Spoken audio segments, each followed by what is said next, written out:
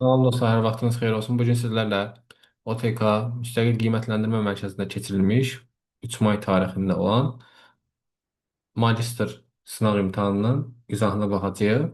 Vaxt itirmədən birinci sualın izahı ilə başlayaq və kəsək elə birinci sualımıza. Deməli, sualda 128 simvollu əlifbada kodlaşdırılmış ifadələr var və bu ifadələrin yaddaşda nə qədər yer tutduğunu bizdən soruşur. Deməli, bilirəm ki, 128 simvollu əlifbada 1 simvol həcmi olacaq. 2 üstü 7 simvol əlifba olduğu üçün 7 bit. Bu məlum məsələdir hər birinizə. İndi ifadələrdəki simvolların sayını tapıram. 1, 2, 3, 4, 5, 6, 7, 8, 9, 10. 10 simvoldur, 70 bit edir. Baxırsan ki, 70 bitdə, burada 70 bitdən cavab yoxdur. Bayta çevirsən 8 bayt 6 bit. Yəni 8 dəfə 8-in 64 bit. Bu bərabərdirmi 8 bayta? 8 bayt. Üstünə də gələrsən elə 6 biti. Deməli 1 oldu D. Sonra ikinci 1, 2, 3, 4, 5, 6, 7, 8. 8 dəfə 7-in 56. 56 bitdirsə, elə bu nə qədərdir? Böləsən təzədən 8-ə, eləyəcək 7 bayt. Sonra üçüncü, yenə personalize 1, 2, 3, 4, 5, 6, 7, 8, 9, 10, 11. 11 simvoldur. Vurdum 7-yə, eləyəcək 77. 77 bitində baxırsan ki, mən bunu 8-ə bölsəm, qalıqla olacaq. Düşəcək 9 dəfə. 9 dəfə düşəndə, deməli, o da mənə verəcək 9 bayt, 72 bit, bərabərdir 9 bayta. Üstünə də gələsən 5 biti. O da elədi sənə 77 bit. Bu da eləyəcək E variantı. Deməli 1D, 2A, 3E bu şəkildə. Sonra Windows 11 ilə bağlı bir sualdır. Bu əmrin icrası zamanı cari istifadəçinin iş seansı başa çatır. Sistemə giriş pəncərəsində qayıdış baş verir və istifadəçinin qeydiyyat vasitəsilə sistemə daxil olmaq imkanı yaradır. Redaktə olunmuş sənədlər xarici yaddaş qruplarında saxlanmayıbsa, istifadəçiyə onların saxlanılması barədə sistemə müraciət edir. Bu sign out əmridir. Biz demişdik ki, iş masasının boş bir yerində Alt F4 kombinasiyasını icra etdikdə sistemdən çıxış pəncərəsi gəlir, Windows 11-in pəncərəsi. Həmin o pəncərə vasitəsilə bir çox əməliyyatları yerinə yetirə bilirdik ki, 3 dənəsi də əlavə olaraq baxmışdıq. Həm sleep, shutdown bu kimi əməliyyatlara da digərlərinə də. Switch user və sign out. Gördüyünüz kimi sign out'un tərifi cari istifadəçinin iş seansı başa çatır və sistemə giriş pəncərəsinə qayıdış baş verir. Sonra üçüncü sual. Verilənlər bazasında şəbəkə modeli ilə bağlı fikirlərdən doğru olanı istəyir bizdən. Gəlin baxaq. Şəbəkə modelindən söhbət gedir. Görək hansıdır. Əsas anlayışları səviyyə, element, əlaqədir. Bu aiddir iyerarxik modelə. İyerarxik modelin əsas anlayışları səviyyə, element, əlaqədir. Ümumilikdə verilənlər bazasının 4 struktur modeli var. İyerarxik şəbəkə, obyekt yönlü relyasiya. İyerarxikin tərifi, yəni ona məxsus xüsusiyyətlər gördüyünüz kimi həmin o cümlələr burada var. Əsas anlayışları səviyyə, element, əlaqə. Sonra deməli, əsas struktur elementləri fayl, sahə, yazı. Bu gedəcək deməli relyasiya modelinə, relyasiya modeli, fayl, sahə, yazı. Sonra verilənlər arasındakı tabelçilik münasibətlərinin nasıl olaraq budaqlanma olursa bu iyerarxikdir. Məntiqi sxemi nisbətlər sxemi şəklində təsvir olunursa, bu da relyasiyadır, yəni cədvəllər sxemi. Fayllar arası çox qat əlaqə mümkündürsə, bu artıq nə olur? Elə şəbəkə modelinin özüdür ki, var. Deməli, bu da şəbəkə modelidir. Fayllar və yaxud da elementlər arası birdən çox qatlı əlaqələr mövcuddur bu şəkildə. Sonra slayd obyektlərinə verilən animasiyaların başlama formalarına aid olmayan istəyir bizdən. Şərtləri oxuyan zaman diqqətli olun. Aid olmayan istəyirsə, olacaq medium, extremely slow, bir də very slow. 1-3-6. Yəni slide obyektinə verilən animasiya effektlərinin başlama formalarıdır. Başlatma formaları daha doğru deyil. Doğrusunu desək. Seçdin, deməli, animation, bax buradan on click, mouse'un kliki ilə, özündən əvvəlki ilə, özündən sonraki ilə nümayiş olunmasının başlanma forması olaraq biz seçə bilərik. Slide obyektlərini təbii ki. Sonra istifadəçi kəsim sualı. Deməli,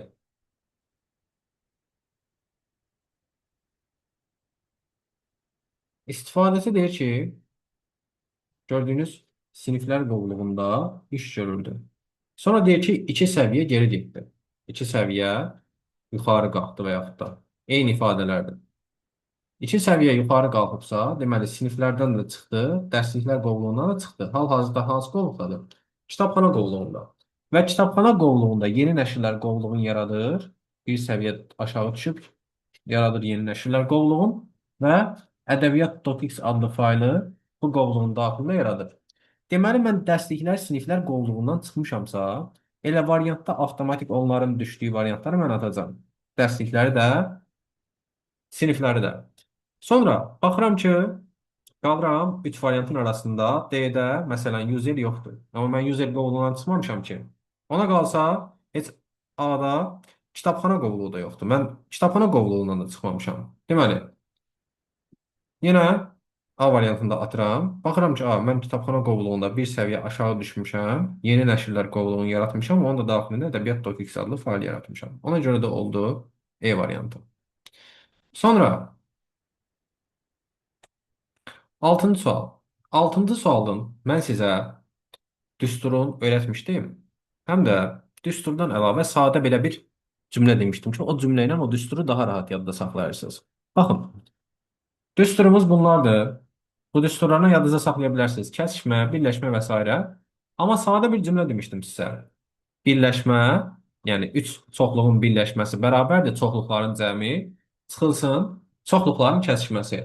Bu sualla, daha doğrusu bu variantdan istənilən sualın içərisindən çıxa bilərsiniz. Gəlin, baxaq. Deməli, gəlirəm burada sualı kəsirəm.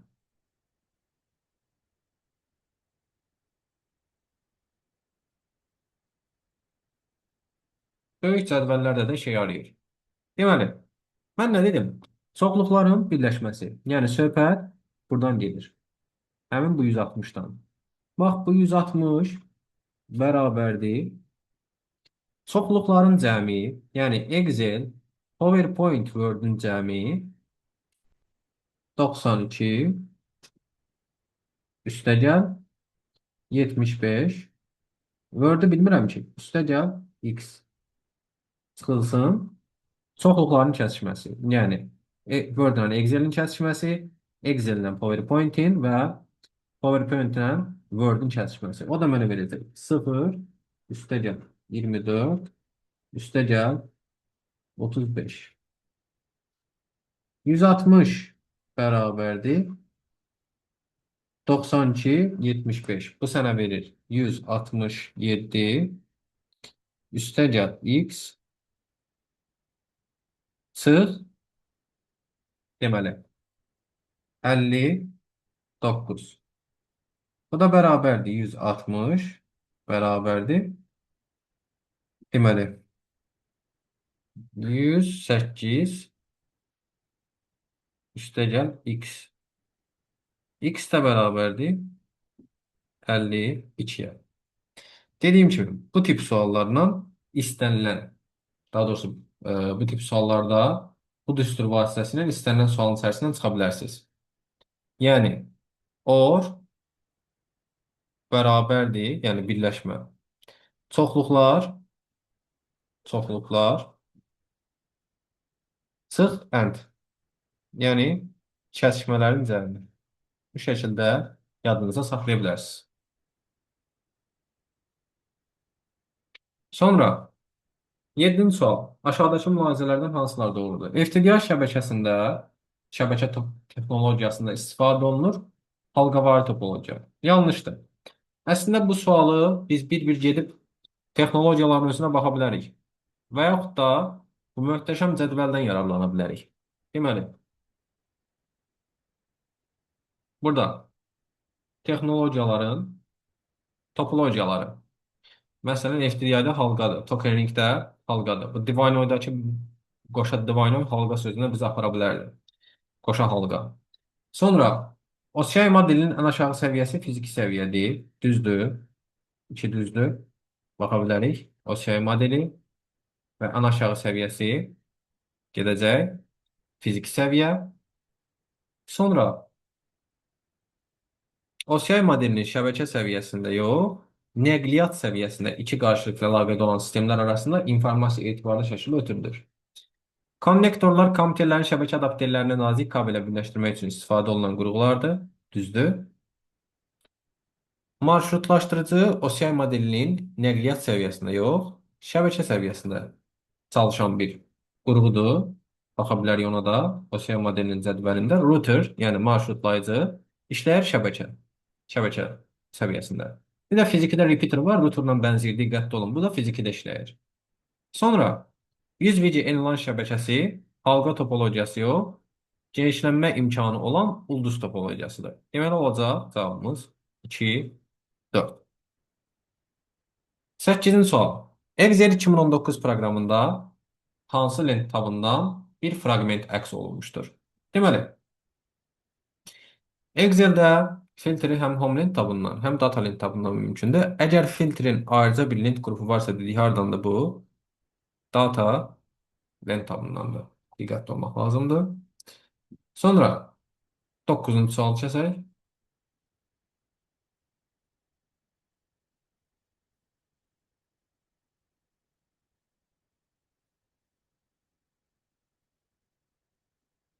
Deməli, qrafik təsvirin enin uzunluğunu mən bilmirəm. Verəcəm x-ni. V bərabərdir x. Vurulsun.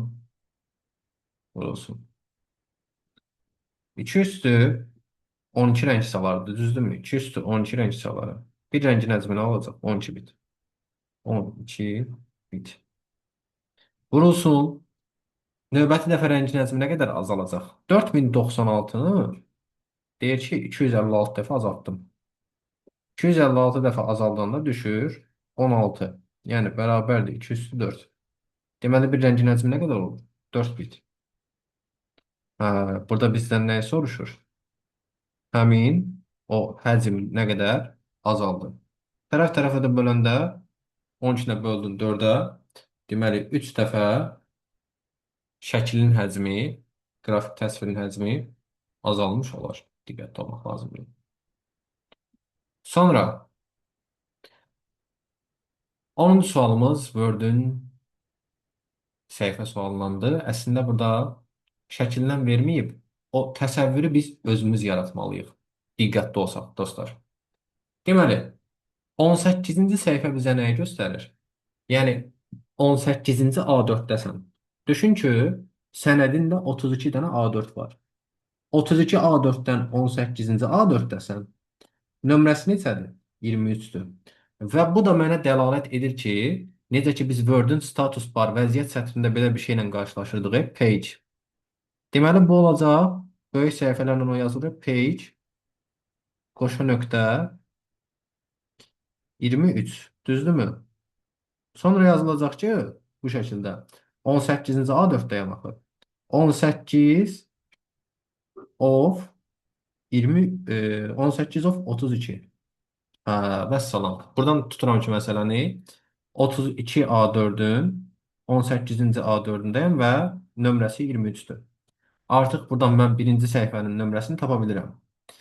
23-dən 18 çıxıb, üstünə 1 gəlirəm. Birinci səhifənin tapılma qaydası. Əslində burada birinci səhifənin tapılması bizə lazım deyil, amma yenə də deyirəm. Birinci səhifə bərabərdir 23 çıx 18 üstə gəl 1. Bu da mənə verəcək 6. Deməli, sənədin birinci səhifəsinin nömrəsi 6-dır. Sənəd nömrələnməyə başlayıb 6-cı nömrədən. Sonra deyir ki, 15 nömrəli səhifə. Ha, deməli bu səfər nömrə 15-dir. Yəni bax burada page olacaq.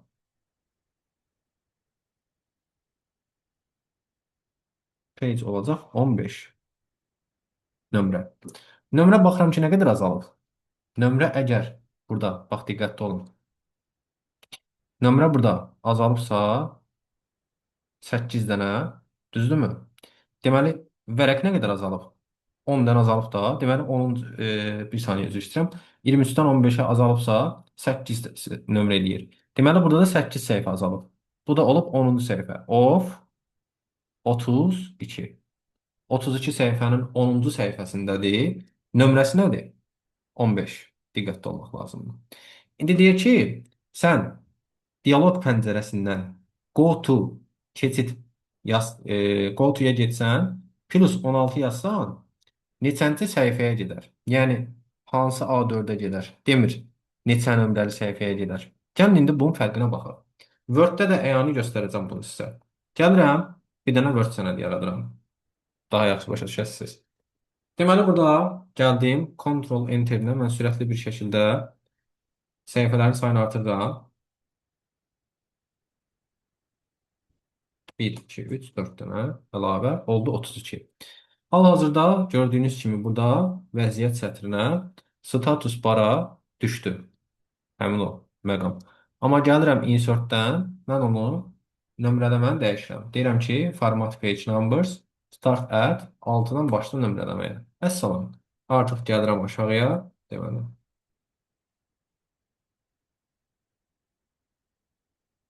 səhifə nömrələrini. Deməli, burada gəlirik biz bizə lazım olan səhifəyə. 10-cu A4-ə gəlirəm bax. Burada.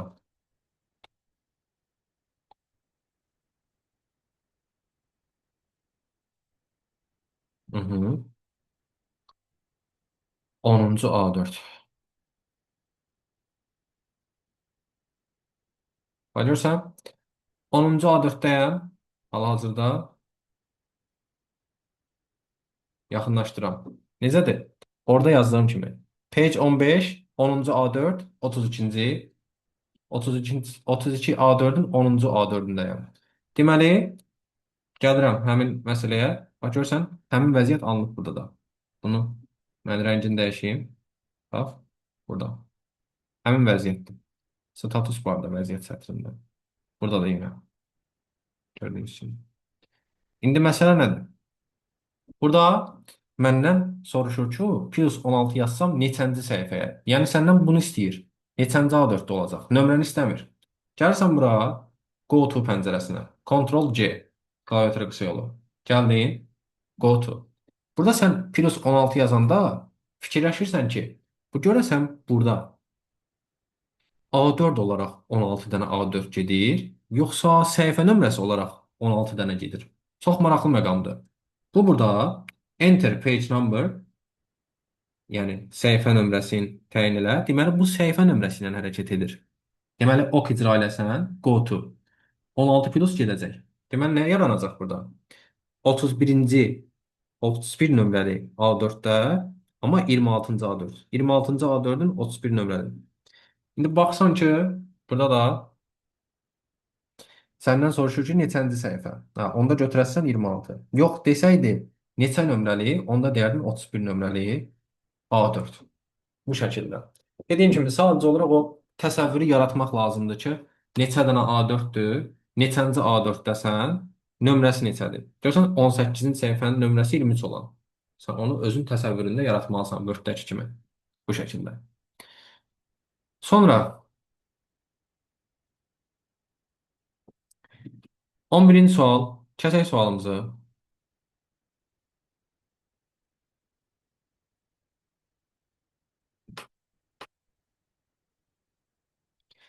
İkilik say sistemində verilmiş 75 rəqəmli ən kiçik ədədi 16-lıq say sisteminə çevirirsən. Bunun iki yolu var. İki məntiqli yolu var, deyim sizə. Biri rəsmi qaydasıdır. Necə? Sən bunu deməli yazasan, ikilik say sistemində 1 yanında 74 ədəd 0. Düzdürmü? 74 ədəd sıfır. Bu da sənə dəlalət edirmi ki, sən bunu yazasan ki, 2-nin üstü 74. Düzdürmü? Bu onluq ədədi belədir də. İndi səndə də bu da o da sənə dəlalət edir ki, x onluqda bərabərdir. Bunu parçalayırsan, yazırsan 2-nin üstü 72 vurulsun 2 üstü 2. Səbəbi də odur ki, yenə yazırsan ki, 2 üstü 4 vur 18 üstə gəl, üstə gəl deyirəm, vur 2 üstü 2. Yenə yazırsan ki, x onluqda bərabərdir. 16'nın üstü 18 vurulsun 4. Yine sen buradan deyirsən ki 18'den geriye düşsəm 18, 17, 16, 15 xətti çəkdim. 18'in əmsalı neçədir? 4. Qalanlar nə olacaq? 0. Deməli bu nə ilə başlayacaq? 4 ilə. İkinci məntiqli bir yol. İndi 75 ilə başa salsam, təbii ki, sizə biraz çətin gələcək. Daha asan bir yolla izah edeyim. Məsələn, deyirəm ki, 19 rəqəmli ən kiçik ədəd. 19 rəqəmli ən kiçik ədəd.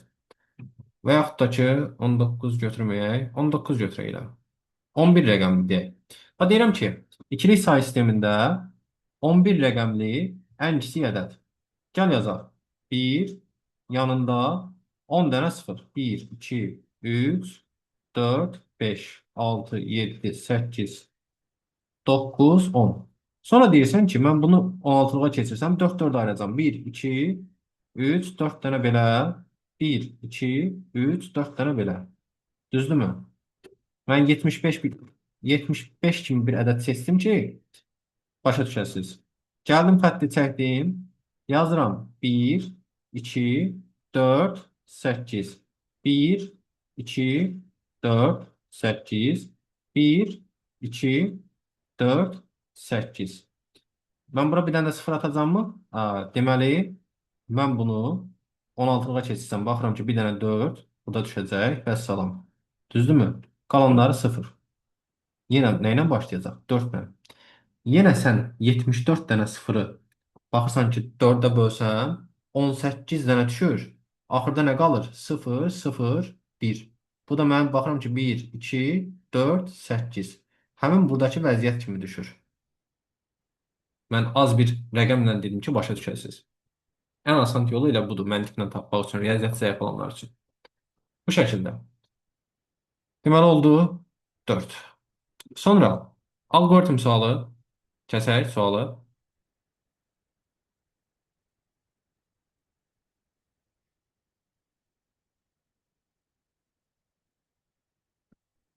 Deməli, gəldim buradan.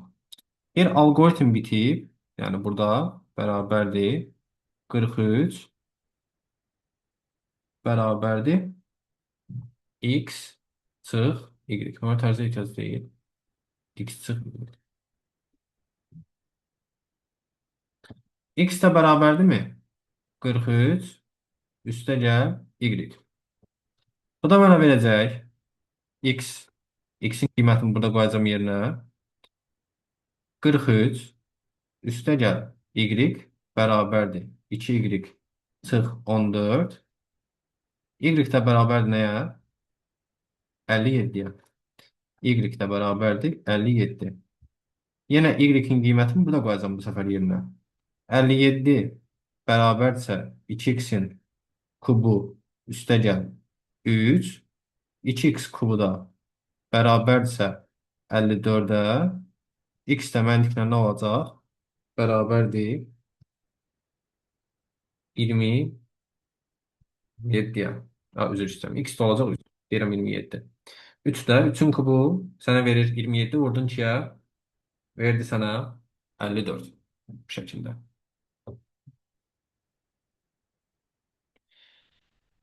Sonra 13-cü sual. Şəkildəki diaqramda verilənlər sırasının adlarının yerləşdiyi düzbucaqlı sahə nə adlanır? Əslində Excel-də mən bunu sizə keçmişdim. PDF-inizdə də var.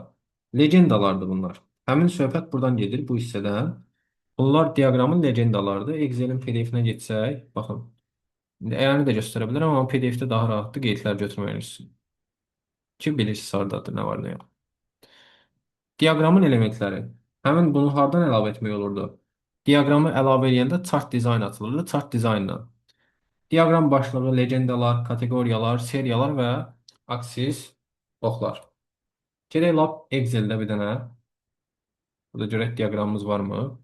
Burada olmasa da bizim var idi burada tələbələr iş kitabında var idi diaqramımız. Hı -hı. Deməli, bax burada chart dizayn açılır, bir də format açılır. Buradan sən istədiyin elementləri əlavə edə bilirsən ki, bu da sizin PDF-inizdə var. Həm Azərbaycancası, həm ingiliscəsi. Sonra sonlandıraraq keçək. İnternetə naqilsiz qoşulma texnologiyaları. İnternetə demişdik, iki qoşulma növü var. Simli və simsiz qoşulma növləri. Bizə də lazımdır. Qlobal şəbəkələrin PDF-i, qlobal şəbəkələrin PDF-inə də bunu elə bir dənə cədvəllə baxmışıq, həm də təriflərinə də baxmışıq. Simli qoşulma növləri, dial-up, ADSL, ISDN və simsiz qoşulma növləri. Sonra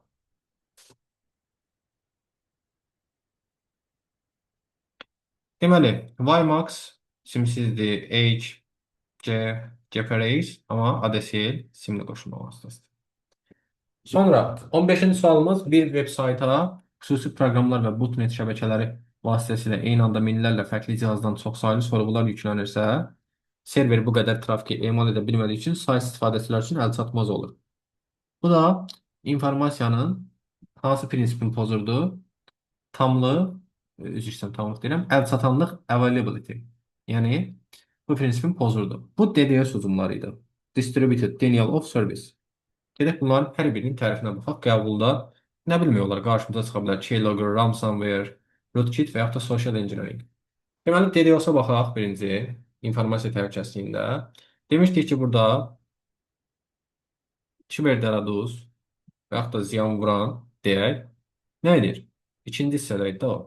DDoS hücum daha ətraflı. Kommiterlərdən ibarət, botnetlərdən ibarət donanma qurur və sayta çoxlu sayda sorğu göndərir, saytı çökdürür. Bu olmuşdu DDoS hücum.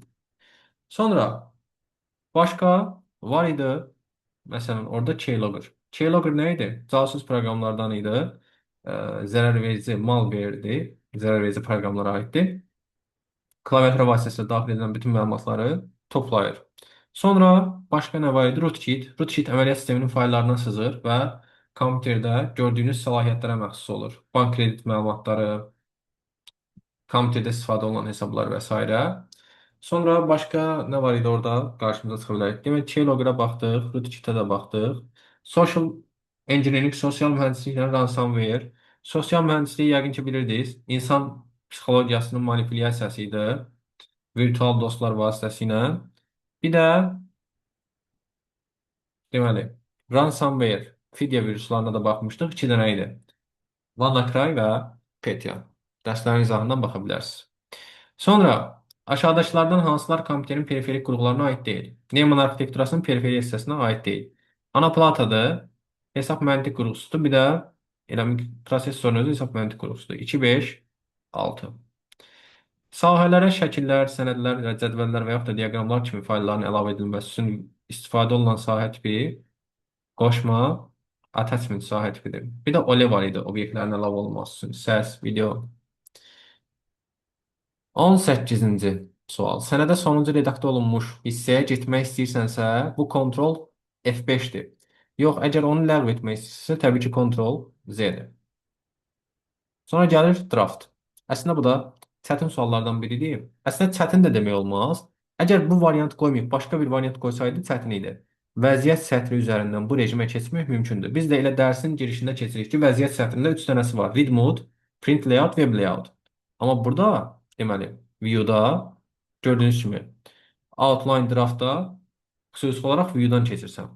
Draftda da məsələn 2 sətirdə olanlar 1 sətirdə olur. Səhifə kəsilmələri qırıq-qırıq xətlərləndir. Yəni burada gördüklərinizin hamısı var. Üfüqi xətt geniş görmək mümkündür, şaqili mümkün deyil. Smart art obyektləri əks olunmur. Ümumiyyətlə demişdik, hansı görünüş rejiminin adında iki dənə söz varsa, qrafik obyektlər görsənir. Hansında bir dənədirsə görsənmir. Bir neçə sütunda formalaşmış mətn yalnız bir sütundadır. Mətn bölmələri, səhifə kəsikləri bir-birindən nazik qırıq-qırıq xəttlərlə ayrılır. Düzdür bu da.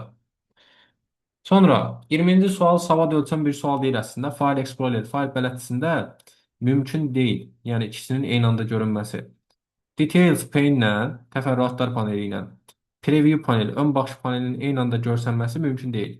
Çünki sən gəlsən, bax burada obyektləri view seçmisən, details pane, təfərrüatlar paneli görsənir. Yenə gəldin istəyirsən ki, bir dənə də preview görsənsin. Baxsan ki, preview'nu sıxan kimi avtomatik details yoxa çıxır. Gördüyünüz kimi bu şəkildə. Sonra illustrations, şəkillər lent qrupuna aid olan əmrləri seçin. Illustrations əslində illüstrasiyalardır, amma tərcümə olaraq belə verib. Gəlin baxaq. PowerPoint-in illustrationsa bilirsiniz fərqlidir. Insert-də sən buradan şəkillərə image-dən əlavə edə bilirsən. Fiqurlardır, icons, piktogramlardır, 3D modellərdir, ağıllı fiqur sxemlərdir və yaxud da ağıllı təsvirlərdir. Bir də chart, diaqramdır. Bunları illustrationsdan əlavə etmək olur. Amma şəkillə bağlı olanları image-dən. Baxsan ki, burada icons var idi, piktogramlar. Pictures ayrıca image-dəndir. Bu aid deyil. Screenshot image-lent qrupundandır. Smart art var. 3D model də var. Screen recording də mediadandır. Deməli, olacaq 1, 4 və 5. Diqqətli olmaq lazımdır bu məqamlarda. Sonra gəlir 22-ci sualımız Excel sualıdır. Asan sualdır əslində. Kəsək sualı.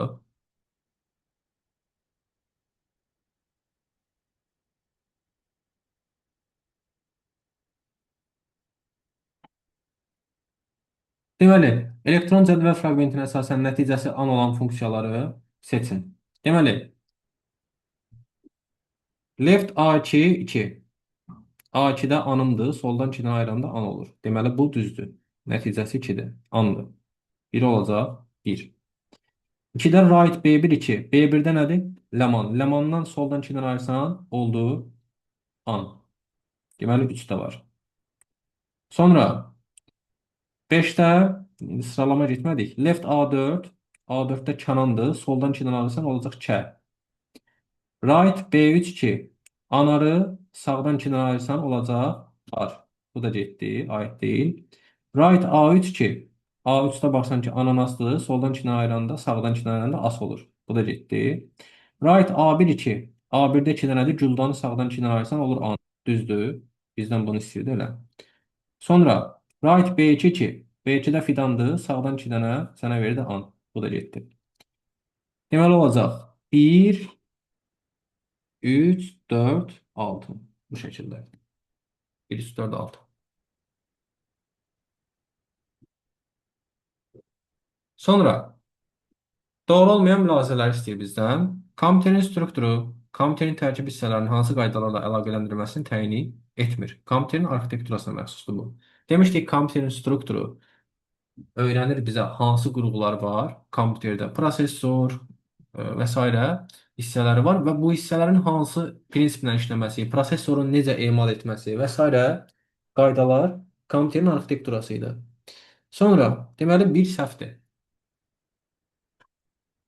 Sistem interfeysi hesablama prosesinin gedişi zamanı proqramçı və ya operator tərəfindən sistem əməliyyatlarını yerinə yetirmək üçün deyil. Bu nağdından səhvdir. Sistem interfeysi demişdik, kabellər yığını götürürük. Daxili yaddaşın işləmə sürəti yüksəkdir, tamamilə doğrudur. Nisbətən kiçikdir ölçüsü. Kompüterin işə etibarlılığı müəyyən vaxt ərzində öz xassələrini saxlama qabiliyyəti. Bu da düzdür. Üçüncü nəsil kompüterlərin element bazası integral sxemlərdir. Bu ikinci nəslindir. Deməli, bu da səhvdir. Deməli, olacaq 1, 2, 5. 24-cü sual. Page setup, səhifə parametrləri, dialoq pəncərəsinin yerinə yetirən əməliyyatları müəyyən edin. Çox, belə deyək, mərdumazar bir sualdır. Gəlin baxaq. Sənədin səhifələrin nömrələnməsinin formatının ardıcıllığının dəyişilməsi. Format ardıcıllığın yox, amma formatını dəyişmək olmur oradan. Baxın, gəldin insert-ə deyək. Görünüş rejimindən çıxaq, qayıdaq normala. Bax, insertdə gəldin, deyəlim səhifə əlavə elədin. Sən bunun formatını dəyişə bilirsən. Necə? Həm ardıcıllığını dəyişə bilərsən, həm də format olaraq number format, buradan hərflərini dəyişə bilərsən. Görsən, dəyişə bilirsən ki, məsələn, hərflərlə olsun, rəqəmlərlə olsun və s. Sonra, deməli bu layoutun dialoq pəncərəsindən mümkün deyil. Bax, buradan mümkün deyil. Sən onu buradan elə bilmirsən, dərs oxuyanlar bilir təbii ki. Daha çox dərinə getmirəm. Vaxtımız yetməsin. Sənədə yerləşdirilmiş obyektlərin formatlaşdırılması. Bu da aid deyil. Sənədin cildləmə üçün nəzərdə tutulan sahələrin ölçüsünün təyin edilməsi. Bu düzdür. Deməli, cildləmə üçün burada var idi. Merges, kənar boşluqlar, qatır position, cildləmə pozisiyası. Soldan, yuxarıdan, bir də buradan santimetrlə təyin edirdik məsafəsini. Mətndəki sətirlərin avtomatik olaraq nömrələnməsi. Bu da möhtəşəm və diqqətə çarpmayan bir yerdədir. Layoutda line numbers var burada. Çox-çox diqqətli olmaq lazımdır. Buna mümkündür. Sonra bizdən olanları istəyir də sözlərin hecalara sətirdən sətrə avtomatik keçirilməsi. Deməli, sətirdən sətrə keçirilmə burada line numbers, sətr nömrələnməsində diqqətli olmaq lazımdır. Tək və cüt nömrəli səhifələr üçün fərqli yuxarı, aşağı sərlövhələrin əlavə edilməsi var. Dialoq pəncərəsində mümkündür. Bax, different, odd and even, fərqli tək və cüt səhifələr, different first page, yəni kolon titullarının fərqləndirilməsi. Bu da oldu 3, 4, 6. 25-ci sual. Ardıcılığı doğru tamamlayan uyğunluğu müəyyən edin. Dilmat, Intelsoft, Babylon bunlar tərcümə proqramlarıdır. Buna da baxsan ki, olacaq bir dənə E variant əlində qalacaq. Gələk baxaq buna da. Deməli, burada tərcümə proqramları var idi. Lüğət, Oxford Dictionary, Cambridge, Polyglot Style, Lingvo. Tərcümə proqramları da bunlar idi. Dilmat, Prompt, Babylon, Intelsoft, Socrates. Sonra deməli, style olacaq Oxford Dictionary, bu da olacaq Oracle, Informix, Essay-Base və Fox Pro verilənlər bazası. Qalırsan B ilə C, B qrafiki nəşriyyatdır, C də mühasibatlıq proqramları. Smart, bir şey, uyum. Bu şəkildə. Bu da sınavımızın sonu.